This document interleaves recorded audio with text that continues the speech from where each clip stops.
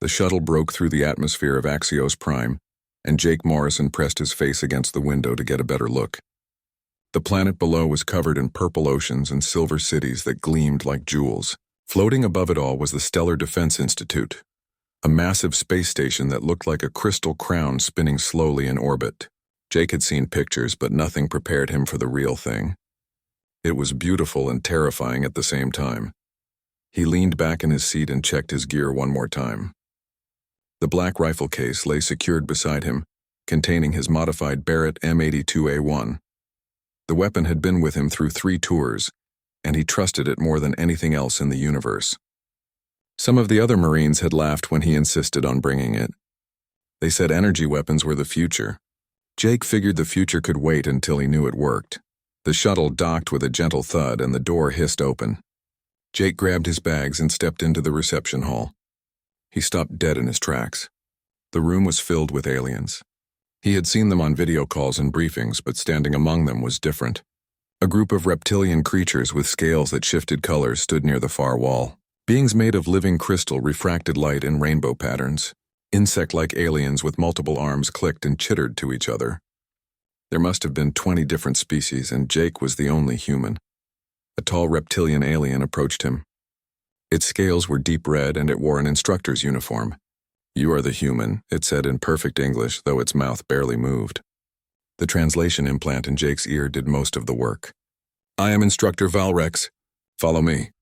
Jake followed the alien through corridors that seemed to stretch forever. Other cadets stopped to stare at him. Some whispered to each other. A few pointed. Jake kept his eyes forward and tried to ignore them. He had been the new guy before. This was just a more extreme version. They reached a large classroom filled with curved desks arranged in a circle. About 30 cadets were already seated, representing a dozen species. Valrex gestured to an empty seat. "Place your equipment here and join the others." Jake set down his bags and carefully placed the rifle case on the desk. The moment he opened it, the room went quiet. Every alien eye turned to watch him. He lifted out the Barrett, checking it over with practiced movements. The rifle was massive, nearly 4 feet long and weighing over 30 pounds. Its matte black surface absorbed light, and the scope mounted on top was a work of art. Someone laughed. Then another. Soon half the class was making sounds that Jake assumed were laughter, though they came from mouths and bodies that had no right making such noises. A large reptilian cadet in the front row stood up. His scales were darker than the instructor's, almost black, with gold patterns running down his arms. "Is that a kinetic weapon?" he asked, his voice full of amusement. "I thought those were in museums." Jake met his gaze. "It shoots just fine." The cadet laughed again. "I am Drax of House Vilmar. My family has served in the Sarkathi fleet for 30 generations. I have trained with every modern weapon system in the Coalition arsenal." He gestured at Jake's rifle like it was a toy. "That thing throws metal chunks. Children play with more advanced weapons." Valrex raised a clawed hand for silence. "Cadet Drax, return to your seat." The instructor turned to Jake. "Human Morrison, while we appreciate Earth's enthusiasm to join the Coalition, you must understand that warfare has evolved beyond projectile weapons. They are ineffective against modern shields and armor. I suggest you requisition a proper plasma rifle from the armory." Jake looked down at his Barrett. "I'd like to keep this one, sir. I'm familiar with it." Valrex's scales rippled, which Jake had learned meant something like a sigh. "Very well. You may keep it as a personal item. However, for practical exercises, you will use standard equipment." The instructor moved to the front of the class and activated a holographic display. "Today we begin basic weapons orientation. Pay attention. Your life will depend on these lessons." The next 3 hours were overwhelming. Valrex demonstrated the standard-issue plasma rifle, explaining how it converted energy into superheated particles that could penetrate shields at specific frequencies. The rifle had no recoil, no bullet drop, and a nearly flat trajectory up to 500 meters. Its power cell held enough charge for 200 shots, and it could be recharged from any standard power source. Jake took notes, but his mind kept wandering. Everything about the weapon was different from what he knew. There was no windage, no elevation adjustment, no need to account for the Coriolis effect on long shots. The computer did everything. Point, shoot, hit. It seemed almost too easy. After class, Jake gathered his gear and headed for his assigned quarters. A small alien approached him in the hallway. It stood about 4 feet tall with a chitinous exoskeleton that gleamed blue-green under the lights. 4 arms extended from its torso, and its head had multiple eyes that moved independently. "Human Jake Morrison," it said in a clicking voice. "I am Zixthar of the Chittick Collective. I wanted to ask you about your weapon. May I see it?" Jake hesitated, then figured there was no harm. He pulled the rifle from its case. Zixthar's eyes all focused on it at once, studying every detail. "Fascinating," the alien said. "Chemical propulsion. And this scope, it is purely optical with manual adjustments. How primitive." Zixthar looked up at Jake with what might have been a smile. "I mean that as a compliment. My people study the history of warfare. Earth's conflicts are remarkable for their creativity and brutality. You fought each other for thousands of years with weapons like this?" Jake nodded. "We got pretty good at it. I have read about your battles. Stalingrad, Normandy, Fallujah. The tactics, the determination, the violence." Zixthar's voice held something like admiration. "Most species stopped fighting each other once they reached space. Humans continued for another century. Why?" Jake thought about that. "We're stubborn, I guess. And we had things worth fighting for."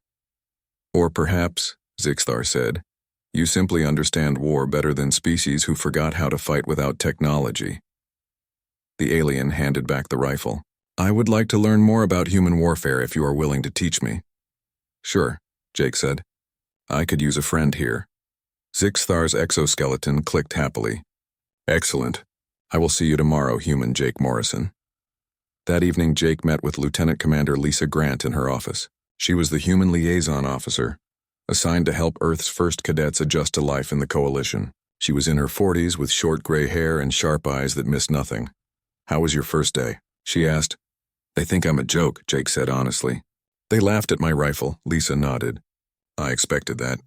The Coalition has used energy weapons for 3,000 years. They think projectile weapons are as outdated as swords and spears." She leaned forward. "But that might work in your favor. They're not expecting what you can do." "The shields stop everything," Jake said. "I saw the demonstrations. Energy weapons can be tuned to penetrate them, but kinetic rounds just bounce off." Lisa smiled. "Standard shields, yes. But shields are designed based on expected threats. Every species in the Coalition uses the same basic technology, so they optimize their defenses against energy weapons. A high-velocity kinetic round?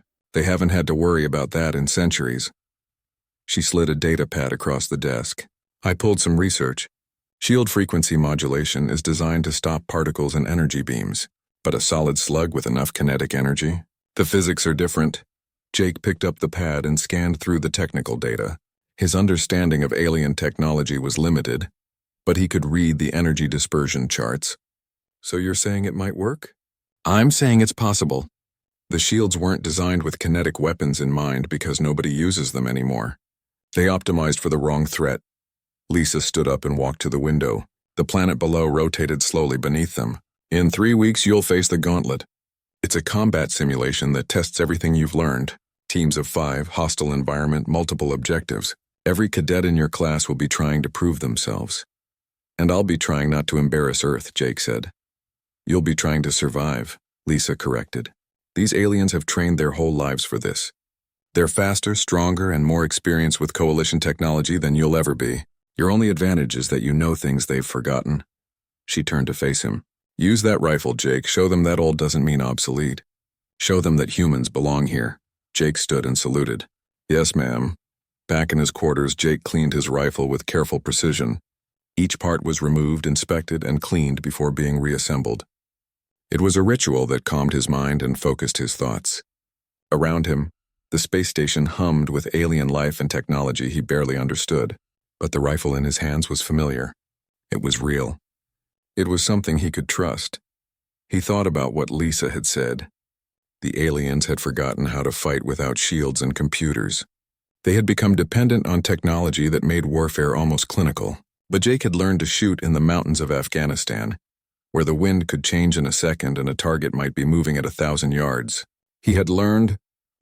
Jake woke up to the sound of an alarm that chirped in a frequency that made his teeth ache. He rolled out of bed and checked the time display on the wall. It showed symbols he was still learning to read, but the translation implant helped. 5 in the morning, station time. He had 30 minutes before formation. The shower used some kind of sonic pulse instead of water, which left him feeling clean but unsatisfied. He dressed in the cadet uniform, a gray and blue suit that adjusted to fit his body. It felt strange after years of military fatigues, but at least it was comfortable. He grabbed his gear and headed to the training grounds. The grounds were inside the station, a massive dome that could simulate any environment. Today it was set to a barren landscape with red sand and scattered rocks. About 50 cadets were already assembled in formation, separated by their training groups. Jake found his spot and stood at attention.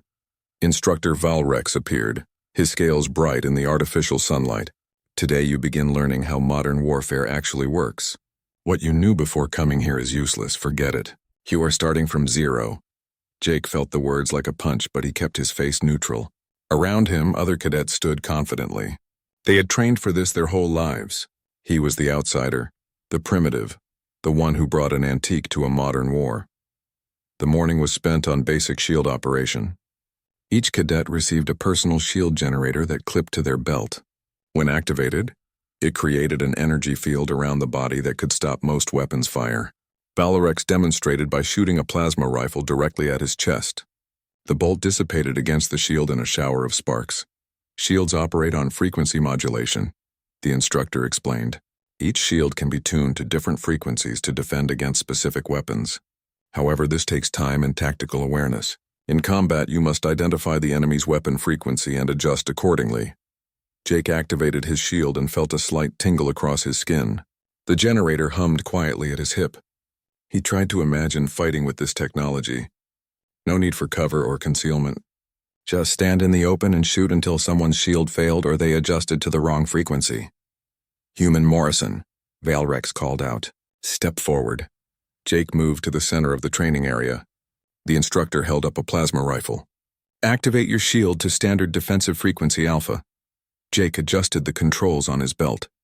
The shield hummed louder and the air around him seemed to shimmer. Valrex fired. The plasma bolt hit Jake's shield and exploded into harmless light. No impact, no heat, nothing. Jake had stood there and taken a direct hit without feeling a thing. It was incredible and disturbing at the same time.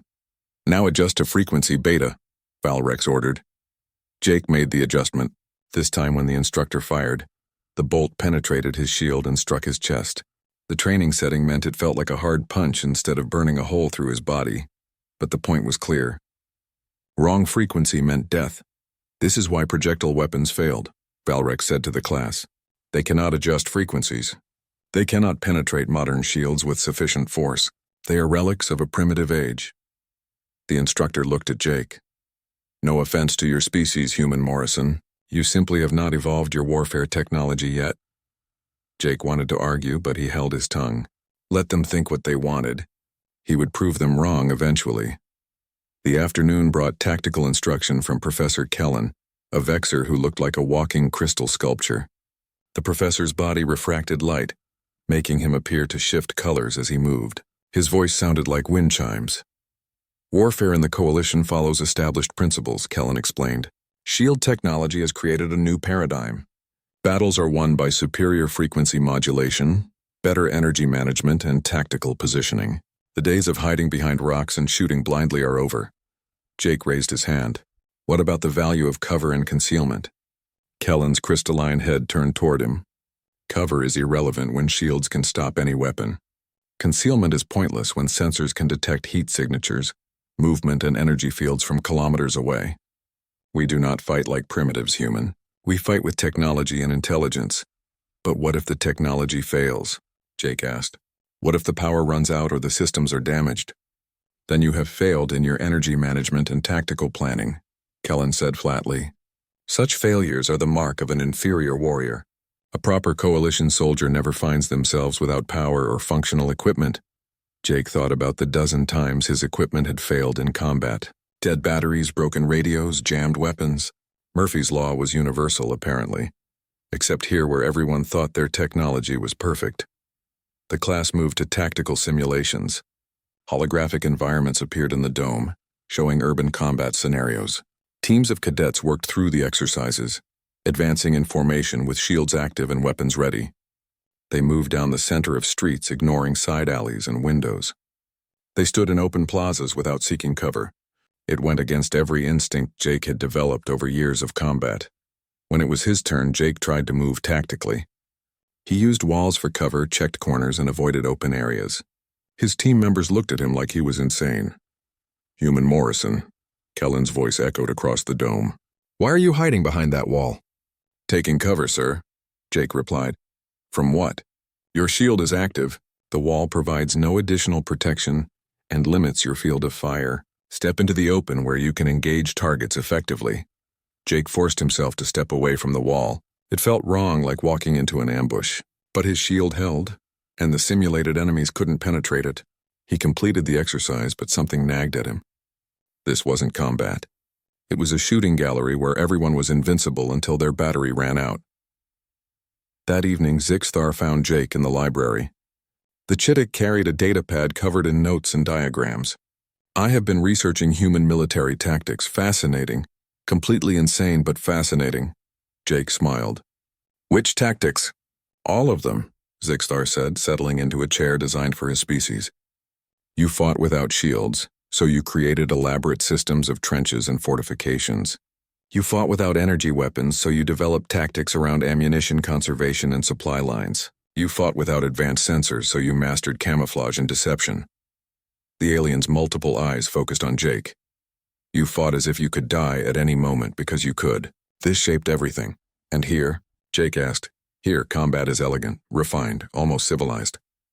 Zixthar clicked his mandibles. "Also boring. Two shield walls face each other, firing energy weapons until one side's shields fail. Whoever manages their energy better wins. There is no creativity, no adaptation, no chaos." "Sounds like they forgot what real war looks like," Jake said. Zixthar leaned forward.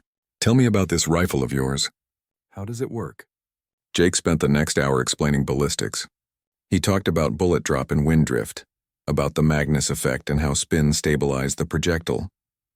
He explained how temperature affected powder burn rate, how humidity changed air density, and how even the rotation of a planet could affect a long-range shot.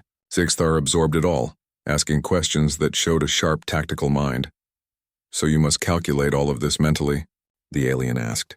"Every single shot?" "The scope helps with some of it," Jake said. "But yeah, basically, you learn to read the environment, make adjustments on the fly. It takes years of practice, and if you miss, then I adjust and shoot again. Or I don't get a second shot and I'm dead." Jake shrugged. "That's why you don't miss." Zixthar was quiet for a moment. "This is why Kellen called human warfare primitive. It requires so much skill, so much knowledge. Energy weapons do all that work for you. Point and shoot. The computer handles everything else." "Until it doesn't," Jake said. "Until it doesn't," Zixthar agreed. "I think I would like to see you shoot this rifle. The real shooting, not the training exercises." "Against what target?" "Everything here is designed for energy weapons." Zixthar's exoskeleton clicked with what Jake had learned was amusement. "Leave that to me. I have access to the secondary range. We could run a private test. Technically not against regulations, simply not normally done." Jake grinned. "When?" "Tomorrow night after evening formation." "I will arrange everything." The next day dragged on forever. Jake endured more lectures about shield harmonics and energy weapon maintenance.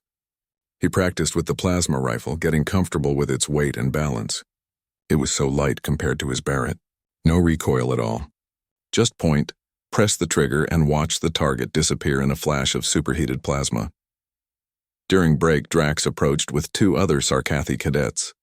"Human," he said, the word dripping with contempt. "I hear you struggle with basic shield operation. Perhaps you should return to Earth before you embarrass yourself further." Jake met his gaze. "I'm doing fine."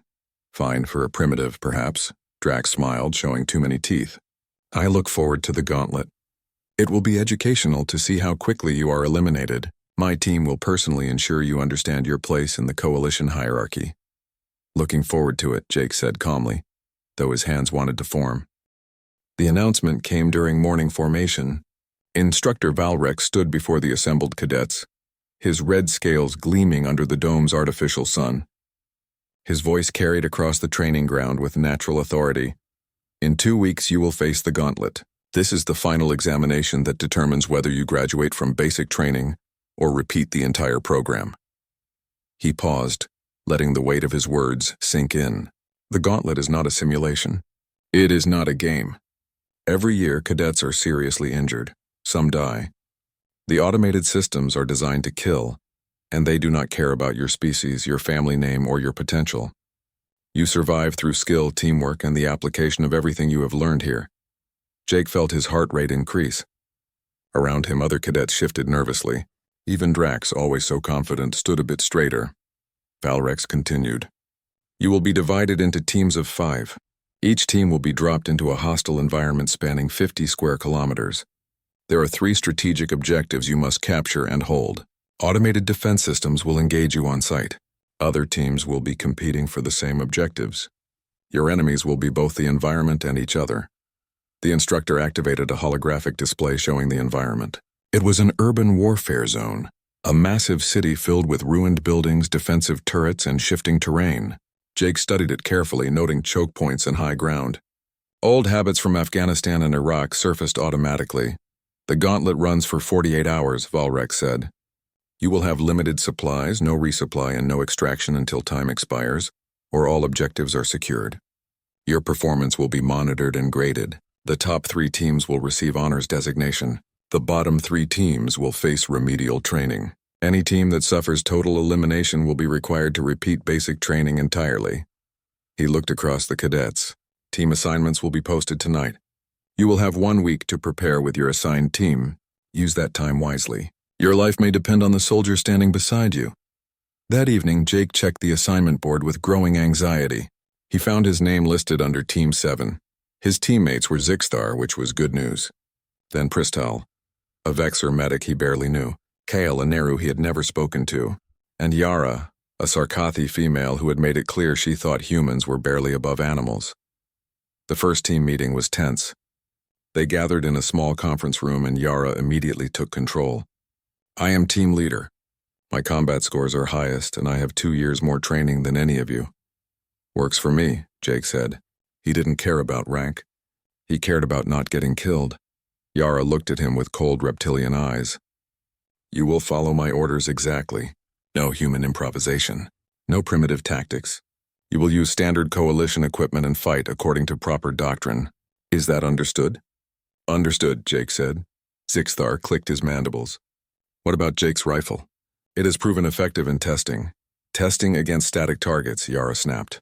Not against real combat scenarios with active shields and maneuvering enemies. He will carry it if he wants, but in actual combat he will use plasma weapons like the rest of us. The Vexer medic Pristal spoke in a voice like crystal chimes. I have reviewed human physiology.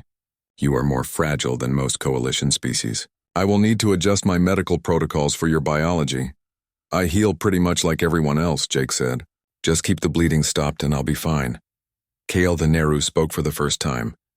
His species was aquatic, requiring a specialized suit to operate in air. His voice came through speakers in his helmet. I can provide electronic warfare support. My people excel at sensor jamming and communication interception. What is your electronic warfare capacity, human? Jake blinked. I can turn off my radio? Kale stared at him. That is not electronic warfare. That is simply being deaf. Look, Jake said, trying to keep frustration from his voice. I know I'm the weak link here. I'm slower, weaker, less experienced with your technology. But I can shoot, I can think tactically, and I won't panic under fire. Give me a job and I'll do it. Yara studied him for a long moment. Fine, you will be our rear security. Stay behind the team, watch our backs, and try not to die too quickly. If we are engaged, you focus on suppression fire while the rest of us handle actual combat. It wasn't the vote of confidence Jake hoped for, but it was something.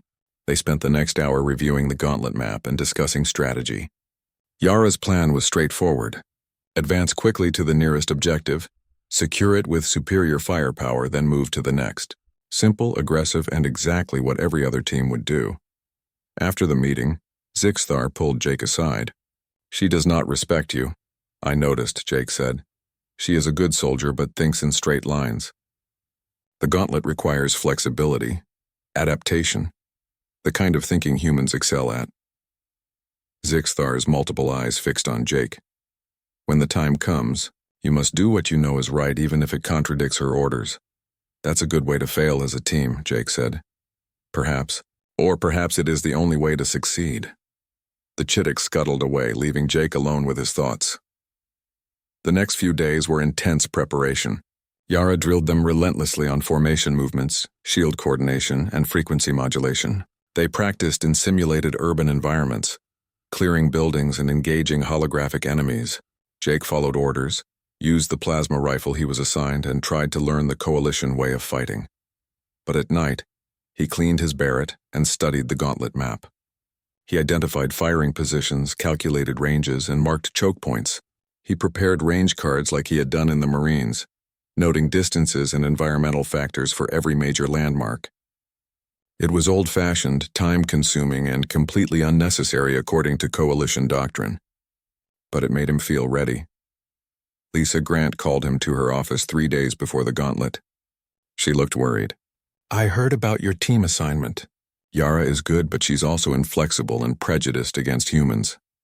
"I can work with her," Jake said. Lisa slid a case across her desk. "Maybe, but just in case, I got these for you.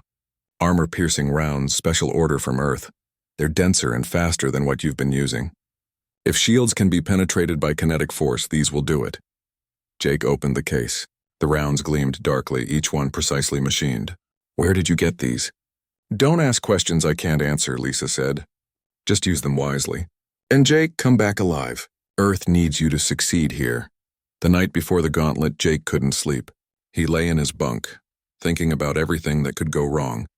Getting killed by defense turrets, getting shot by other teams, getting left behind by his own team because they didn't trust him. The list was endless. His communicator chirped. It was a text message from Zixthar. "Cannot sleep either. Meet me in the observation lounge." Jake found the Chittick staring out at the stars. The observation lounge was empty this late at night, just the two of them, and the infinite darkness beyond the station. "Nervous?" Jake asked. "Terrified," Zixthar admitted. "I am not a warrior by nature. My people are scholars and engineers, but my clan demanded I attend the academy to bring honor to our name. I do not wish to die for honor." "Then don't die," Jake said. "Simple as that, is it? Is survival simple for humans?" Zixthar turned to face him. "I have read about your wars. The casualties, the suffering, the endless cycles of violence. How do you cope with knowing death is always one mistake away?" Jake thought about all the friends he had lost. Good soldiers who had done everything right but died anyway because war was chaos and bullets didn't care about skill or courage. You don't cope. You just keep moving forward. You do your job, watch out for your team, and hope that's enough. And if it is not enough, then you die. But you die fighting, and maybe that's all anyone can ask for. Jake looked out at the stars. "Tomorrow is going to be bad." "Yara has a good plan, but plans fall apart once the fighting starts. When that happens, we'll need to adapt. Think. Use our heads instead of just following doctrine." Zixthar clicked softly.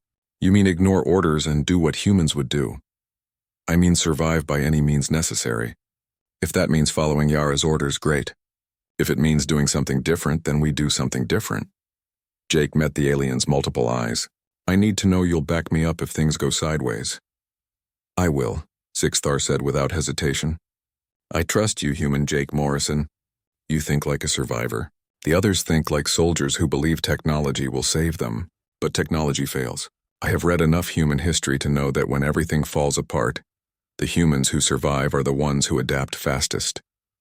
They stood in silence for a while, watching the stars wheel past. Somewhere out there, Earth was spinning through the darkness, home to billions of humans who had no idea one of their own was about to fight aliens for respect and survival. "Tell me a human story," Zixthar said suddenly. "Something that will help me understand what I should do tomorrow." Jake thought for a moment. Thermopylae, ancient Greece about 2,500 years ago. 300 Spartan soldiers held a mountain pass against a Persian army of hundreds of thousands. They knew they would die. They knew there was no hope of victory. But the simulated city stretched in all directions, a maze of ruined buildings and shattered streets. The sky was dark gray and a cold wind carried the smell of smoke and ozone. Somewhere in the distance, Jake heard the distinctive whine of plasma weapons followed by an explosion. The gauntlet had begun for everyone and teams were already engaging. Yara immediately took charge. "Formation Alpha, Pristal Center. Kale on electronic warfare, Zixthar and human take flanks. Move to Objective 1, 300 meters northeast. Standard advance, shields active, watch for automated turrets. They moved through the streets in a tight formation. Jake took his assigned position on the left flank, plasma rifle ready, his Barrett slung across his back. His shield hummed at his waist, the energy field invisible but supposedly capable of stopping anything that came his way. He still didn't completely trust it. Years of training told him to use cover, to move tactically, to present a small target. But Coalition doctrine said shields made all that unnecessary. The first turret appeared on a rooftop 2 blocks ahead. It rotated toward them with mechanical precision, weapons already charging. Red targeting lasers painted their formation. Shields to frequency Delta 4, Yara ordered. Kale, jam its targeting. The Neru's equipment hummed and the turret's targeting lasers flickered, but it didn't stop the weapon from firing. Plasma bolts streaked toward them and Jake's instinct screamed to dive for cover. He forced himself to stand still. His shield flashed as a bolt struck it, dispersing the energy harmlessly. Yara and Zixthar returned fire. Their plasma rifles hit the turret repeatedly, and after a dozen shots it exploded in a shower of sparks and molten metal. The team advanced past the smoking wreckage. First objective ahead, Yara said. Looks clear. Kale, scan for enemies. Negative contacts within 200 meters, Kale reported, but I am detecting significant electronic activity to the south. Estimate 2 teams converging on Objective 2. They reached Objective 1 without resistance. It was a raised platform in what had once been a plaza, surrounded by collapsed buildings. A control panel at the center needed to be activated and held for 5 minutes to secure the objective. Yara activated it and a holographic marker appeared above their position, visible to everyone in the gauntlet. Defensive positions, Yara ordered. They know we're here now. Someone will come to take this from us. Jake looked around at the open plaza. There was no cover except the rubble of fallen buildings at the edges. In a coalition-style fight, that didn't matter. They would stand on the platform, shields active, and gun down anyone who approached. But Jake's tactical mind saw a dozen ways this could go wrong. Permission to take an elevated position? He asked. Yara glared at him. Negative. Stay with the team. We hold this together. I could provide overwatch, cover approaches you can't see from here. I said negative. We are not using primitive tactics. We hold as a unit with overlapping shields and concentrated firepower. That is proper doctrine. Jake bit back his frustration. He stayed on the platform with the others, scanning the surrounding area. Minutes ticked by. The control panel counted down. 4 minutes. 3.5, 3. Zixthar's sensors chirped. Contact. Northeast, 200 meters and closing. Multiple signatures. A team appeared from behind a ruined building, moving fast. They were Sarkathi, 4 of them with shields blazing and plasma rifles firing as they charged. Jake recognized the tactics. Rush the objective, overwhelm the defenders with superior numbers and aggression. Yara's team returned fire. The plaza lit up with plasma bolts crossing in both directions. Shields flashed and sparked as energy was absorbed and dispersed. It was exactly like the training exercises. Stand and shoot until one side's shields failed. But these Sarkathi were good. They advanced in a staggered formation, forcing Yara's team to split their fire. One of them was using a heavier weapon, something that hit harder than a standard rifle. Pristal's shield flickered under sustained fire. Pristal falling back, the Vexor medic called out. Shield at 30%. Hold position, Yara ordered. Kale, disrupt their communications. The fight continued for what felt like forever but was probably less than a minute. Jake fired his plasma rifle until his trigger finger ached, trying to land hits on enemies who moved with trained precision. His marine training was useless here. No tactics, no maneuvering, just raw firepower and shield management. Then Zixthar went down. A plasma bolt slipped through his shield during a frequency adjustment, striking his left side. The Chittick collapsed with a screech of pain. Zix is hit, Jake shouted. He broke formation and rushed to his friend, dragging him behind the control panel. Pristal was there instantly. Medical equipment already active. Severe burn, structural damage to exoskeleton, but survivable, the medic reported. He needs 10 minutes for emergency treatment. We don't have 10 minutes, Yara snapped. She fired another burst at the attacking team. We need to finish these enemies now. Jake looked at the tactical situation. They were taking fire from one direction, pinned down. Zixthar wounded, and they still had to hold the objective for another 2 minutes. If another team showed up from a different direction, they were finished. He made a decision that would probably get him thrown off the team. He unslung his Barrett. "What are you doing?" Yara demanded. "Changing the situation," Jake said. He moved to the edge of the platform, using the control panel as a rest for his rifle. The Sarkathi team was 200 meters away, which was basically point-blank range for his weapon. He chambered one of the armor-piercing rounds Lisa had given him. "You waste your time," Yara said. "Shields will stop that primitive weapon." Jake ignored her. He found his first target, a Sarkathi who was directing the others' fire. The leader. Take him out, and the rest would lose coordination. He checked the wind, adjusted for range, and controlled his breathing. The fundamentals. The basics. The things that worked before, shields and computers and energy weapons. He squeezed the trigger. The rifle's boom was massive in the plaza. The 50 caliber round crossed the distance faster than anyone could track. It hit the Sarkathi leader's shield and kept going. The shield was designed to stop energy weapons and small kinetic impacts. It was not designed to stop a thumb-sized piece of hardened metal traveling at over 2,800 feet per second. The round punched through the shield like it wasn't there. It hit the Sarkathi's armor, which also wasn't designed for this kind of kinetic impact. The alien went down hard, eliminated from the gauntlet by a weapon that supposedly didn't work anymore. The plaza went silent. Every alien on both teams stopped shooting, trying to process what just happened. Energy weapons didn't sound like thunder. They didn't knock people off their feet from hundreds of meters away. Jake chambered another round. The mechanical sound of the bolt cycling seemed impossibly loud. He found his second target, another Sarkathi who was staring at his fallen teammate in shock. "Adjust shields for kinetic," someone on the enemy team shouted. Too late. Jake fired again.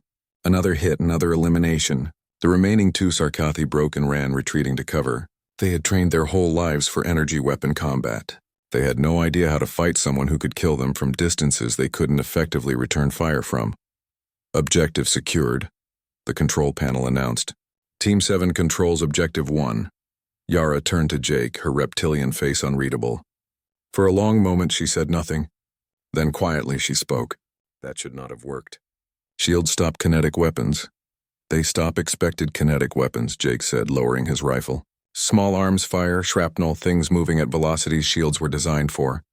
This hits harder and faster than anything in the Coalition arsenal except vehicle weapons. The shields weren't built to handle it." Kale's electronic voice held something like respect. "Remarkable. The primitive weapon exploited a fundamental gap in our defensive technology. It is brilliant and terrifying in equal measure." Projectile finished treating Zixthar. The Chittick was weak but alive. "Can you continue?" Yara asked him. "Yes," Zixthar said, but slowly. "My left legs are damaged." Yara looked at Jake again. "You disobeyed my direct order." "Yes," Jake said. He didn't apologize or make excuses. He had done what needed to be done. "Don't do it again without informing me first," Yara said. Then, surprisingly, she added, "Good shooting, human. I was wrong about your weapon. We will need to adjust our tactics to utilize it properly." They moved toward Objective 2, but the dynamics had changed. Yara kept Jake at the rear of the formation, but now it was a position of importance rather than dismissal. He was their long-range asset, the one who could engage enemies before they got close enough to be dangerous. As they moved through the ruined streets, Kyle picked up electronic chatter. Other teams were talking about Team 7, about the human, about the weapon that punched through shields. Word was spreading fast. "This is going to make us a target," Yara said. "Every team will want to eliminate the human before he can use that rifle against them." "Let them come," Zixthar said, limping along with determination. "We have learned something they do not know yet. Old weapons are only obsolete if everyone agrees they are obsolete. Jake has reminded us that sometimes the old ways work because everyone forgot to defend against them." The ruins of an industrial complex rose ahead of them, all twisted metal and shattered concrete. Objective 3 sat in the center, a raised platform surrounded by factories and warehouses that created a maze of sightlines and kill zones. It was the hardest objective to take and hold, which meant it was worth more points. It also meant every team would want it. Yara called a halt in the shadow of a collapsed wall. "Kyle, give me a tactical picture." The Nehru worked his electronic warfare equipment, his helmet's lights flickering as data streamed in. 3 teams within 1 kilometer. 1 northwest in the warehouse district. 1 east in the factory ruins. 1 south approaching fast. That southern team is broadcasting on standard coalition frequencies. It's Drax's team. Jake felt his heart rate increase. He had known this was coming. Drax wouldn't pass up the chance to eliminate the human who had humiliated him. Additional contacts, Kyle continued. Multiple automated defense turrets, heavy weapons class. Standard plasma rifles will need sustained fire to destroy them. Estimated 3 minutes of continuous shooting per turret. I can do them faster, Jake said. Yara nodded. Then you will be our priority target. The moment you start shooting, every team will know our position and come for us. We need a plan that accounts for that. Zixthar, still moving slowly from his injuries, clicked his mandibles thoughtfully. In human history, how did you fight when outnumbered and outgunned? Jake thought about it. Ambush, terrain. Make the enemy come to us on our terms. Use their aggression against them. Explain, Yara said. Jake pulled out his handwritten range cards and spread them on the ground. The other stared at the paper like it was a relic from a museum, which it basically was. These are firing positions I identified from the map. High ground with good sight lines and multiple escape routes. We don't rush the objective. We let the other teams fight for it, then pick them off from distance while they're distracted. That is not coalition doctrine, Yara said slowly. Coalition doctrine emphasizes speed and aggressive action. Coalition doctrine assumes everyone fights the same way, Jake countered. It works when both sides are using shields and energy weapons at similar ranges. But I can shoot from distances where plasma rifles are barely effective. I can kill enemies before they know I'm there. That changes everything. Pristile's crystalline form shimmered with what might have been concern. If we allow the other teams to reach the objective first, we lose the point advantage. But we stay alive, Jake said. And we eliminate competitors. Sometimes winning isn't about being first. It's about being the last one standing. Yara was quiet for a long moment. Finally, she spoke. We are taught from birth that the coalition way is the right way. The superior way. But watching you fight, human, I see that there are other ways. Ways we have forgotten or never knew. She looked at her team. We do this the human way. Jake, where do we set up? Jake led them to a partially collapsed tower 300 meters from the objective. The climb was difficult, especially for Zixthar with his damaged legs, but the position was perfect. They could see the entire industrial complex, and multiple buildings blocked direct sight lines from the objective. Jake set up his rifle, checking angles and ranges. 900 meters to the objective. 500 to the nearest approach route. 700 to the warehouse where one team was hiding. Now we wait, Jake said. Waiting was harder for the aliens than the shooting would be. They were trained for aggressive action, for pushing forward and taking objectives. Sitting still while enemies moved below felt wrong to them. But Jake had spent weeks of his life waiting for a single shot in places like this. He knew how to be patient, how to control his breathing, how to let his mind settle into that calm place where only the target mattered. Kale monitored communications. The eastern team is moving on the objective. Drax's team is paralleling them, staying in cover. The northern team is holding position, probably waiting like us. Smart, Jake said. They'll let the others fight and sweep in to take what's left. Is this dishonorable? Pristile asked. Allowing others to fight while we watch? It's survival, Jake said. Honor doesn't matter if you're dead. The first team reached the objective. They were a mixed species group, well-coordinated and professional. They activated the control panel and set up a defensive perimeter with overlapping shield coverage. Automated turrets immediately opened fire on them from multiple directions. Jake watched through his scope as they tried to fight the turrets. Their plasma rifles flashed, but the turret's armor was thick. It would take time to destroy them, and time was something they didn't have. Drax's team attacked from the east. They came fast and hard, all Sarkathi warriors moving with practiced precision. The defenders tried to shift their fire, but they were caught between the turrets and Drax's assault. It was over in less than a minute. The first team was eliminated, and Drax's team took control of the objective. Now, Yara asked. Not yet, Jake said. Let them deal with the turrets first. Drax's team began systematically destroying the automated defenses. They were good, Jake had to admit. They moved efficiently, concentrated their fire, and cleared each turret with minimal wasted energy.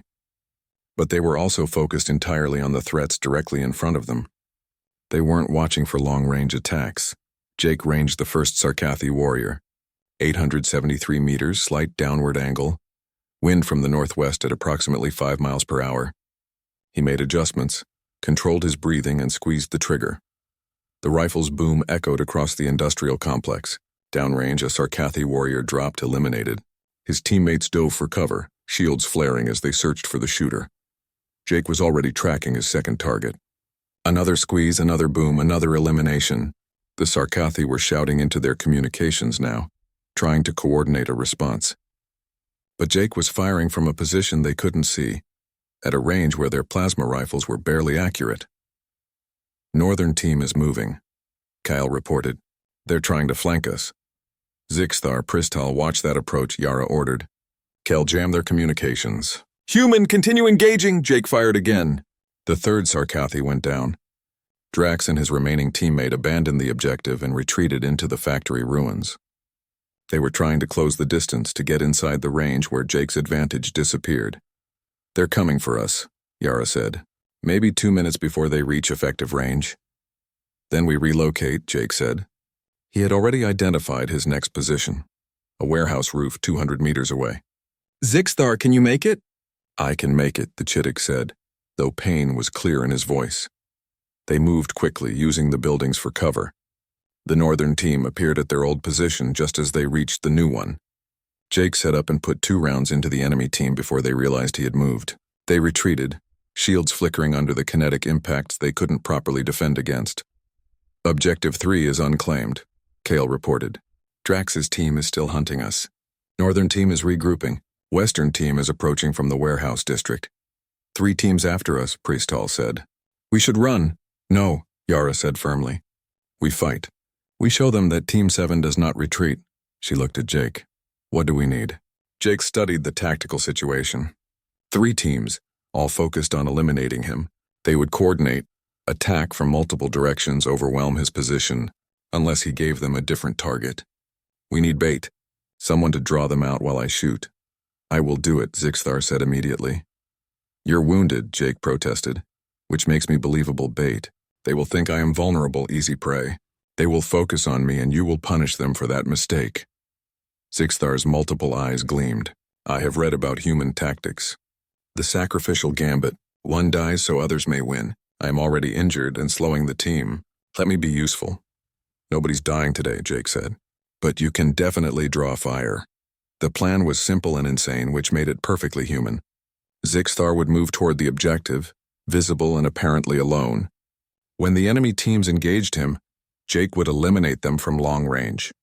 Yara, Kale, and Priestal would protect Jake's position and provide supporting fire. Zixthar limped into the open, moving toward the objective. He looked vulnerable, weak, and easy elimination. Jake watched through his scope as all 3 enemy teams repositioned to take advantage. Drax emerged from the factory ruins first, unable to resist the easy kill. His remaining teammate followed. They raised their plasma rifles targeting Zixthar. Jake fired. Drax's teammate went down. The proud Sarkathi warrior spun, finally realizing what was happening. Jake chambered another round, but Drax was faster than the others. He dodged, using rubble for cover, making himself a difficult target. The northern team broke from cover, trying to flank Jake's position. Yara and Kale engaged them, plasma fire lighting up the warehouse. 2 enemies went down before they reached cover. Jake tracked Drax, waiting for a shot. The Sarkathi was good, moving tactically using terrain. He was making his way closer, trying to get inside the range where his plasma rifle would be effective. The Western team appeared, 5 strong, moving fast. Too many targets. Jake picked the leader and fired. The alien went down, but the other 4. The review board convened in a chamber that looked more like a courtroom than a military facility. Elevated seats curved in a semicircle, occupied by instructors and senior officers representing a dozen species. At the center sat Admiral Torgan, a massive crystalline vexer, whose body refracted light in patterns that supposedly indicated mood. Right now, those patterns were sharp and aggressive. Jake stood at attention in the center of the chamber, his Barrett rifle and gear laid out on a table beside him. Lisa Grant sat in the observers section, her face carefully neutral. Yara, Zixthar, and the rest of Team 7 were also present, waiting to testify if needed. Admiral Torgon's voice resonated like crystal bells. Cadet Jake Morrison of Earth, you are not on trial, but your performance in the gauntlet has raised questions that must be addressed. Your tactics were unorthodox. Your weapons are considered obsolete by Coalition standards, yet you achieved remarkable success. We must determine whether this success represents legitimate tactical innovation or an exploitation of simulation limitations. Instructor Valrex stood. Admiral, if I may present the primary concern. Cadet. Morrison's kinetic weapon defeated personal shields designed to stop all standard infantry weapons. If this represents a genuine vulnerability in our defensive technology, we have a serious problem. Every soldier in the Coalition fleet relies on shield technology that may be fundamentally flawed. Professor Kellen rose, his crystalline form shimmering. The shields are not flawed. They perform exactly as designed, stopping energy weapons and expected kinetic threats. Morrison's rifle generates kinetic energy far beyond normal infantry weapons. It is essentially a man-portable anti-vehicle weapon. Of course it penetrates personal shields. That does not make the shields defective. Then you are saying his weapon should be classified as heavy ordnance? Another instructor asked. Banned from infantry use? I am saying we need to reconsider our classifications, Kellen said. We banned projectile weapons 800 years ago because energy weapons had made them obsolete. But we banned them based on the technology of that era. We never considered that projectile weapons could be refined to this level of effectiveness. We assumed they would remain primitive. That assumption was incorrect. Admiral Torgon turned his attention to Jake. Cadet Morrison, explain how your weapon functions and why you believe it remains tactically relevant. Jake had prepared for this. He picked up the Barrett, his movements careful and deliberate. This is a .50 caliber sniper rifle. It fires a solid projectile weighing approximately 42 grams at a velocity of over 850 meters per second. The kinetic energy at impact is approximately 15,000 joules. He saw several officers checking data pads comparing his numbers to standard weapon outputs. By comparison, Jake continued, a standard plasma rifle delivers approximately 8,000 joules per shot. My weapon hits almost twice as hard. But more importantly, it delivers that energy as concentrated kinetic force rather than dispersed thermal energy. Shields are optimized to disperse thermal energy. They're less effective against concentrated kinetic impacts. This is known, Valrex said, which is why we use armor to protect against kinetic threats like shrapnel or debris. Respectfully, sir, your armor is designed for low-velocity fragments, not high-velocity rifle rounds. There's a significant difference. Jake pulled out one of the armor-piercing rounds. This round is specifically designed to defeat armor through a combination of mass, velocity, and material hardness. It's 800-year-old technology, but the physics hasn't changed. Force equals mass times acceleration. Increase both, and nothing stops it except more mass, which means heavier armor, which means slower soldiers. Admiral Torgon leaned forward. You are suggesting we must choose between mobility and protection? I'm suggesting you've had the luxury of not choosing because everyone uses the same weapons. Your shields work perfectly against energy weapons because everyone uses energy weapons. But the moment someone uses something different, the paradigm shifts. Jake met the Admiral's crystalline gaze. In Earth's history, this happened repeatedly. Castles were invincible until cannons appeared.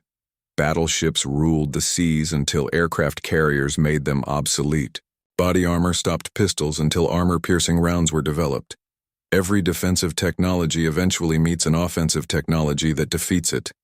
You've just gone 3,000 years without anyone challenging your defenses. The chamber was silent. Officers exchanged glances, some thoughtful, others troubled. Professor Kellen spoke again. The cadet raises a valid point. We have become doctrinally rigid because our technology has been unchallenged. But there are hostile forces on the frontier. Pirates, rogue colonies, the Kreth Empire beyond the Outer Rim. What if they have already realized what Morrison discovered? What if they are developing kinetic weapons to exploit our defensive vulnerabilities? Then,